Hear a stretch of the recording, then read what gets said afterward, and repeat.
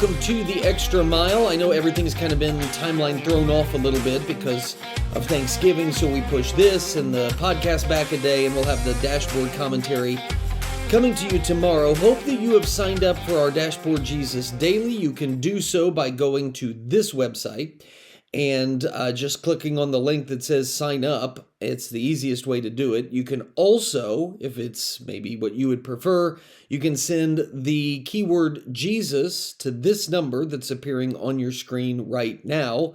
If you do that, it will also sign you up automatically to get the Dashboard Jesus Dailies, and appreciate all of you that are part of that. Certainly spread the word about what we're doing. We're wanting to grow the ministry, of course, but most importantly, only want to do that if it's edifying and beneficial to you. So if it is, then you can let others know. If it's not, then okay.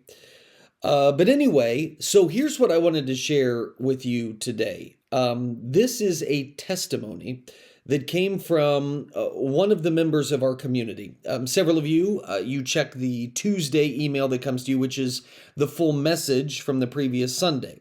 You get that to your inbox, you check it, and you notice that there's that transcript underneath.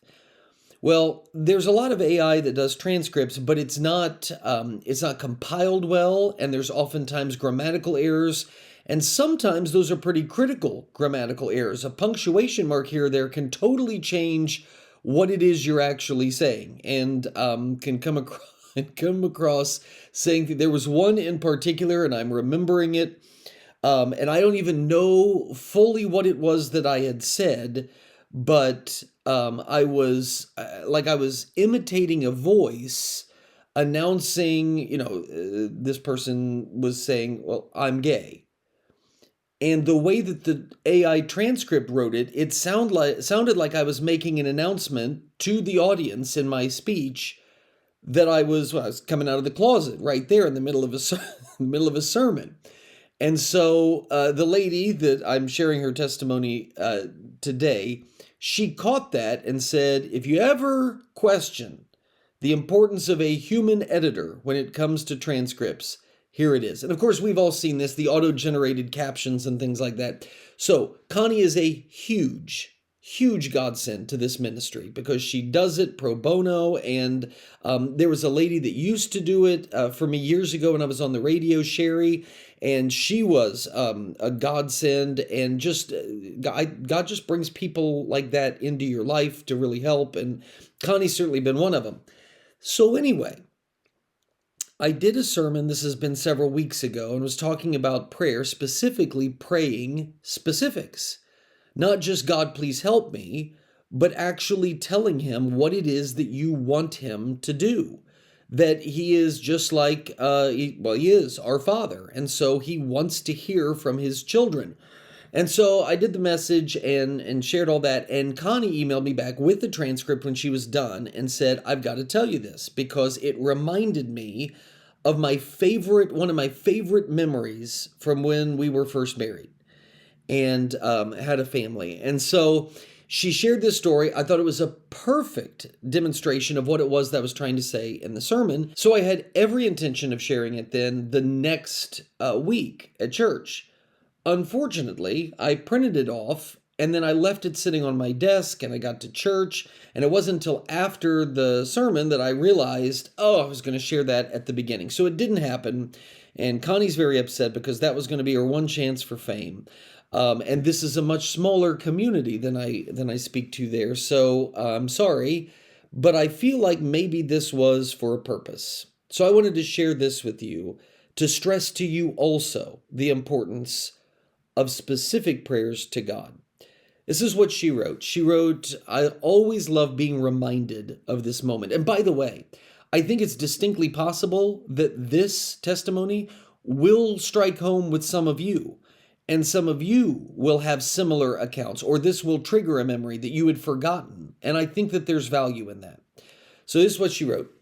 It was years ago. My kids were little, my youngest just a toddler. I had just quit my job and started my own business. It was a crazy thing to do, but it was absolutely instruction from God. I knew this because it was so reckless and crazy and so far removed from my normal instincts of safety and security and operating with a net underneath me.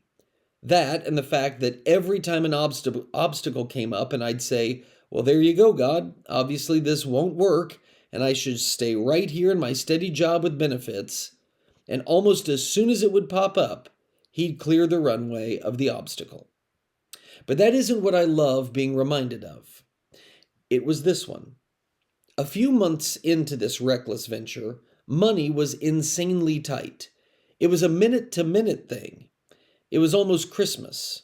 We had somehow miraculously managed to get a few gifts for the kids for Christmas, so I was breathing easier.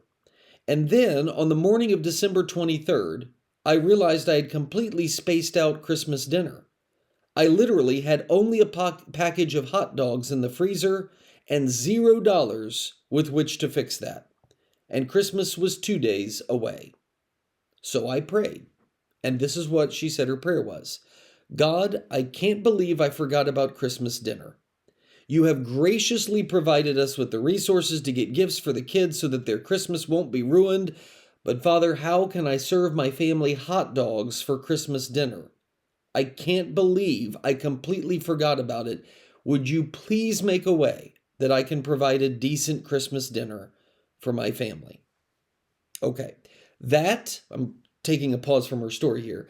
That's what I mean with a specific prayer. Now, if you remember, if you watched the message or you read the transcript, and I'm not assuming that you did, but if you did, one of the reasons why praying a specific prayer is so good, number one, he tells us to. So he wants to know, like if you remember blind Bartimaeus, I looked up the scripture reference, blind Bartimaeus. Oh yeah, Mark 10.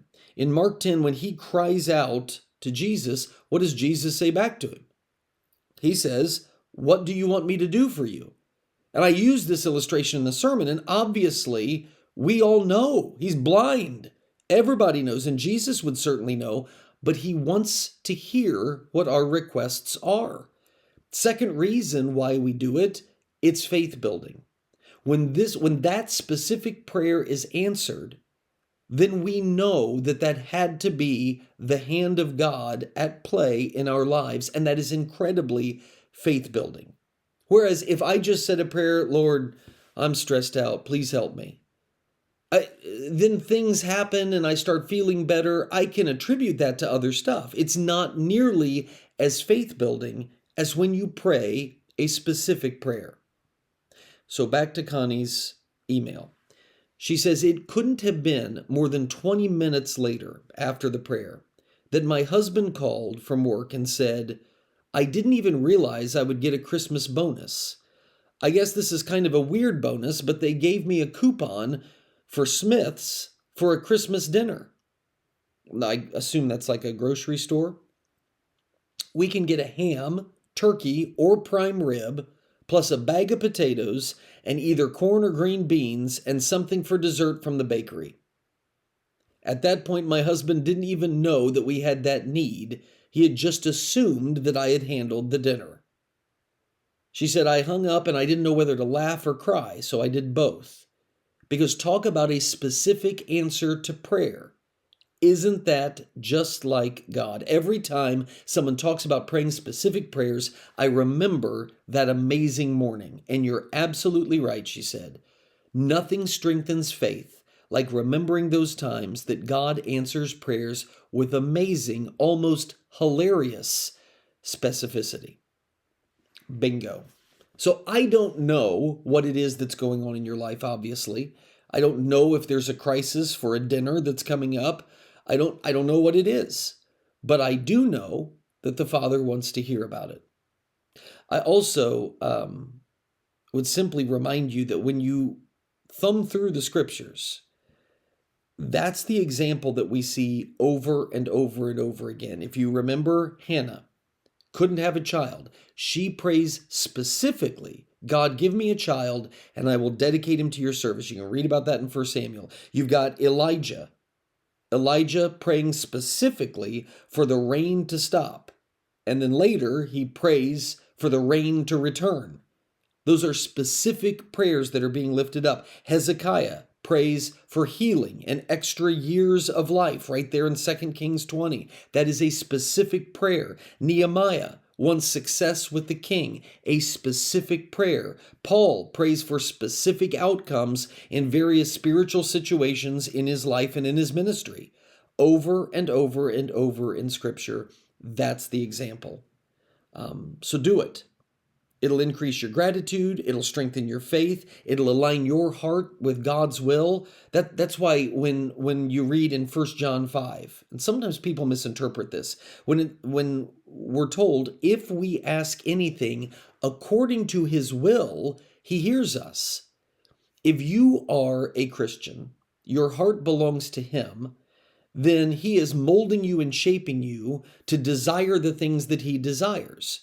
So then when we make our desires known to him, those will be in accordance with his will. He will hear us and respond, and he himself will be glorified in that, not just in what happens, because whatever we're praying for will be for his ultimate glory, but also he'll be glorified in the fact that our faith is strengthened even more than it was to begin with. Pray specific prayers. If you've got a specific example of how that's worked for you and you've seen God's hand in action, sort of like Connie's story, I love hearing them. They're faith building to me to read from fellow believers and to share as well. But if you don't want me to share it, I won't share it. But this one was too good not to. So that's it. That's the extra mile for this week. You have every reason to be thankful. You have breath in your lungs. You have, a multitude of blessings that need to be counted on a daily basis.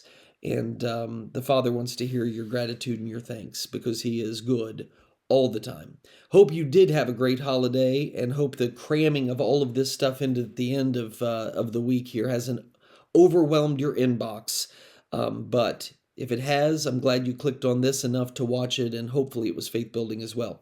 We will see you tomorrow, even though it's Saturday. We'll see you tomorrow for a From the Dashboard commentary, and then back again next week for the typical routine. Even though I'm out of the pulpit this Sunday, we'll still have something that we'll send your way on Monday. Have a great rest of your weekend, and we'll see you real soon.